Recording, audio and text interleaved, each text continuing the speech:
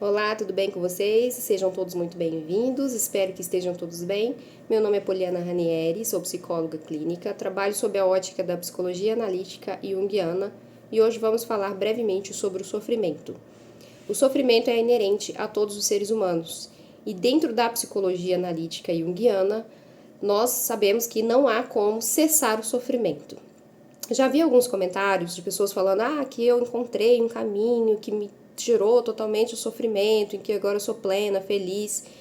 É uma questão de tempo, até que a vida lhe traga alguma coisa que essa pessoa vai passar sim ou sim por algum sofrimento.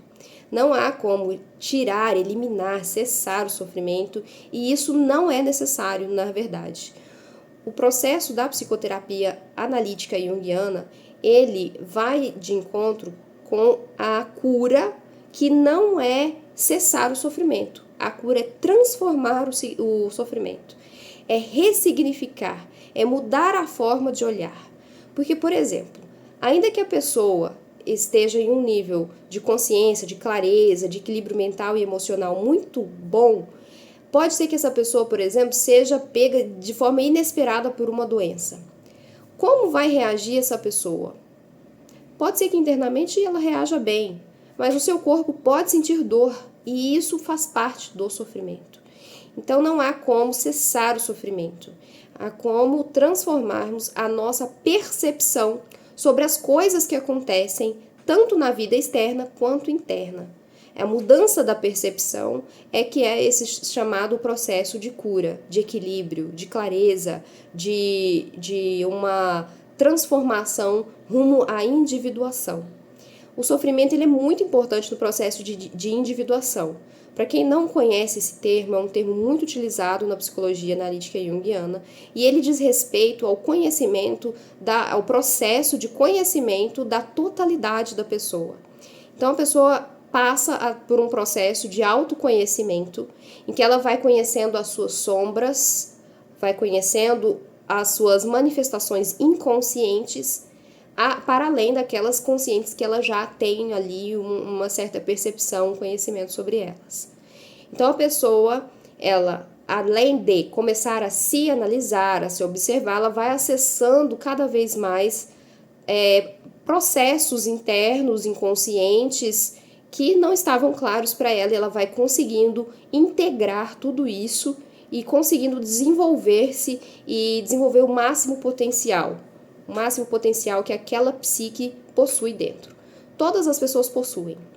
Todo mundo possui uma totalidade criativa, uma totalidade que tem potencial, que tem muito a agregar.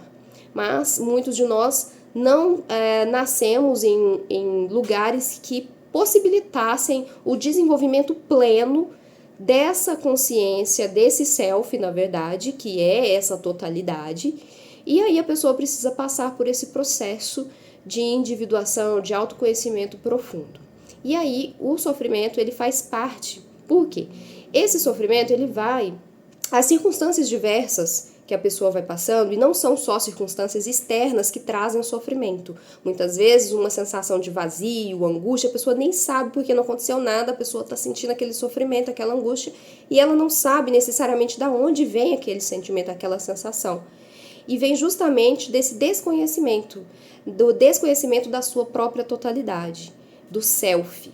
Então, o sofrimento, ele ajuda no processo de individuação a partir do momento que a pessoa começa a se observar, começa a observar esse sofrimento, essas sensações, essas dores da alma que a pessoa sente, tanto internas, sem nada ter acontecido, quanto externas, algum evento que tenha ocorrido com a pessoa que a feriu, doença, faltas financeiras, etc., e essa pessoa começa a olhar de uma forma diferente. Por quê? Todas as situações elas vão fazer desabrochar dentro dessa pessoa certas ações, reações, emoções, sentimentos, pensamentos. Então a pessoa começa a olhar para dentro, observar tudo isso, observar os pensamentos, as emoções e começa, além de conhecer, a transformar a si mesmo. E aqui tem uma coisa muito importante a ser dita. É um processo natural do ser humano fazer a negação dessas sombras. Por exemplo, uma pessoa sente raiva de outra. Então, o mais comum é que a pessoa não consiga enxergar, ou não aceite que ela tem essas sombras. Não aceita que tem orgulho, não aceita que tenha raiva, não aceita que é um ser humano, né? Que é ser, por isso que eu falei, há uma tendência natural de ir rumo à perfeição, ir rumo à alegria, plenitude. E essa tendência faz com que as pessoas fiquem cegas para as próprias manifestações sombrias, que é comum a todos os seres humanos. Não existe um ser humano na face da Terra que seja perfeito, que não tenha sombra. Então, essa repressão, a negação, ou o próprio fato da pessoa ignorar que tem essas sombras, faz com que essa pessoa entre em sofrimento por si só. Então, não precisa acontecer nada na vida da pessoa. O próprio fato de não reconhecer, não acolher as próprias sombras, não conhecê-las de um modo profundo, traz o sofrimento. Porque o sofrimento, ele vem também de uma falta de conhecimento dessa totalidade. Então, por isso que esse sofrimento é uma escada para que a pessoa consiga se integrar e passar pelo processo de individuação, que é conhecer a si mesmo na sua totalidade, desabrochar dentro de si mesmo o máximo potencial, e que muitas vezes essas próprias sombras reprimidas vão abafando cada vez mais esse potencial. Então, por que isso acontece? Porque essas sombras reprimidas, elas influenciam ainda o comportamento dessas pessoas de alguma forma. Seja de forma inconsciente, seja através de ações que essa pessoa acha que está agindo de um jeito, mas está agindo de outro. Enfim, existem inúmeras maneiras. A psique humana, ela é muito linda, ela é muito profunda, ela exige um olhar um discernimento muito profundo quando a pessoa começa a entrar nesse processo de individuação. Porque até mesmo é muito comum a gente se equivocar quanto às nossas próprias percepções sobre a gente mesmo. Eu quero contar uma anedota com relação a essa não aceitação das sombras e etc. Bem rapidinho. Havia uma jovem que fazia uma faculdade de psicologia com 17 para 18 anos, era uma pessoa muito mística, já conhecia ali um pouquinho dessas técnicas de autoconhecimento, praticava meditação, praticava autoobservação, etc. E já achava que estava abafando, que já sabia tudo sobre si mesmo. Na faculdade de psicologia, era dito que todo psicólogo precisava fazer psicoterapia. Vou falar psicoterapia porque existe diferença entre terapia e psicoterapia.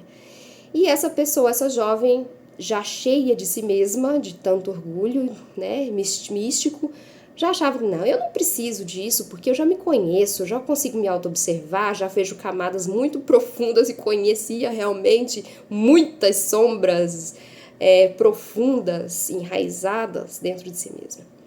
Ao passar dos anos, essa jovem tornou-se mais madura, passou dos 30 e aos 33 anos recebeu o diagnóstico de autismo, grau leve, né? Vamos falar assim nesses termos, eu não vou aprofundar nos termos corretos aqui nesse vídeo, porque não é sobre isso que nós vamos falar.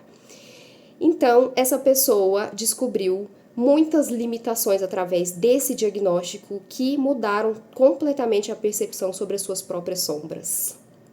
E aí foi ressignificado muitas das coisas que às vezes essa pessoa tentava reprimir, achando que era uma sombra e que na verdade era uma dificuldade por causa da sua condição neurodivergente. Então, o que eu quis dizer com essa anedota, e vocês já devem ter percebido que essa história é sobre a minha pessoa, é que muitas vezes nós negamos até mesmo que um outro profissional capacitado, que estudou, pode nos ajudar a olhar para nós mesmos de uma forma diferente. E não só vou falar de psicólogo, porque eu sei que a realidade para a maioria, para muita gente, é não ter condição de pagar por uma psicoterapia, ainda que queira. Né? Não sai uma coisa barata, e pelo SUS, infelizmente, não temos o suficiente para a população. Então, mas essa pessoa precisa estar aberta a olhares diferentes, porque uma outra pessoa pode ver em nós comportamentos que nós não enxergamos, pode ver em nós dificuldades que nós não enxergamos. E o fato de a pessoa conversar, falar, ela consegue se conhecer de forma mais profunda. E aí essa é só a ponta do iceberg. Por quê? A pessoa pode conversar com uma pessoa de confiança, ela pode começar a escrever, porque ela vai começar a enxergar mais profundamente a si mesma. Pode mandar áudio para si mesma, começar a conversar para elaborar as suas próprias emoções.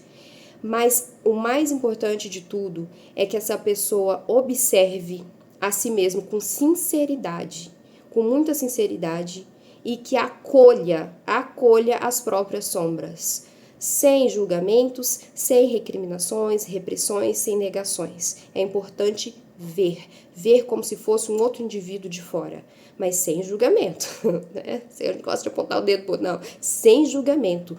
Olhar para si mesmo com amor, com carinho, para começar a fazer a ressignificação de todo o sofrimento. Porque o sofrimento, ele, além de ser algo inerente à vida humana e que está aí posto a nós, a todos nós, né? Se uma pessoa fica doente, ainda que ela tenha calma e serenidade para lidar com o sofrimento da doença, uma doença terminal, por exemplo, essa pessoa vai sofrer as dores físicas. Então, por isso eu digo que o sofrimento, ele faz parte mesmo da vida humana.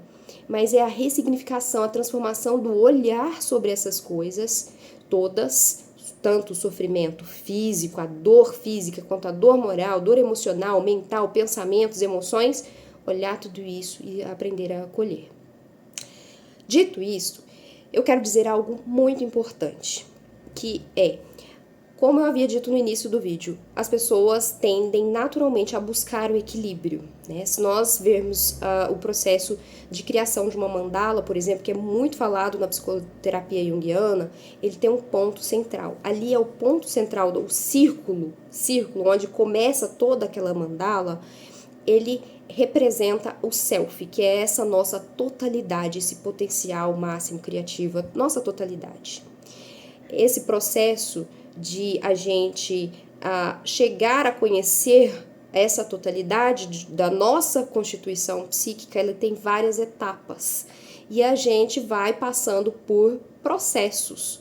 É um processo de individuação. Não é uma individuação rápida em si mesma, que ocorre como um passe de mágica. Precisa muito discernimento, muita autoobservação, muita autoanálise. Precisa, a partir daí de um tempo, a pessoa começar a aprender sobre os símbolos, sobre os arquétipos, porque isso vai aparecendo em sonhos, em insights, e essa pessoa pode interpretar de forma equivocada esses símbolos e esses arquétipos que aparecem, porque os arquétipos, eles estão para todos, são símbolos que nós herdamos, nós todos herdamos da humanidade, né? Não é de um indivíduo só. E isso tem toda uma representação simbólica que é também importante para que ocorra esse processo de individuação. Eu comecei falando de sofrimento, falando de arquétipo, né, gente? Nem era para eu falar isso nesse vídeo, mas eu já quis, assim, adiantar, porque isso vai ser muito falado. Eu quero aprofundar bastante sobre isso. Mas, voltando aqui ao sofrimento, então é aceitar, conhecer todas as nossas tendências, as nossas manifestações, tanto as boas quanto as ruins, acolher as ruins, que a gente costuma não fazer isso, não acolher o sofrimento, não acolher a dor, não acolher a depressão, a ansiedade, acolher as nossas manifestações, conhecer, acolher, para que a gente consiga integrar essa totalidade e passar por esse processo de individuação. É fácil, é bonitinho? Não é fácil, não é fácil. É fácil falar, é fácil a gente ver uma pessoa falando aqui sobre o processo de aceitar o sofrimento, de ressignificar, transformar, mas é possível e todas as pessoas conseguem, até mesmo as pessoas que estão em quadros depressivos, elas conseguem encontrar esse equilíbrio, encontrar essa cura, que é essa ressignificação desse sofrimento pelo qual a pessoa está passando. Eu espero profundamente, de verdade, sinceramente, que esse vídeo tenha sido útil, que tenha ajudado. Eu falo muito de termos, às vezes, que podem ser desconhecidos para pessoas que nunca ouviram falar sobre a psicologia analítica junguiana. Se você tiver ficado com alguma dúvida, tiver ficado curioso, curiosa com o que eu falei, pode perguntar, que eu estou à disposição para responder e sanar todas as dúvidas. Um abraço e até segunda-feira. Tchau, tchau.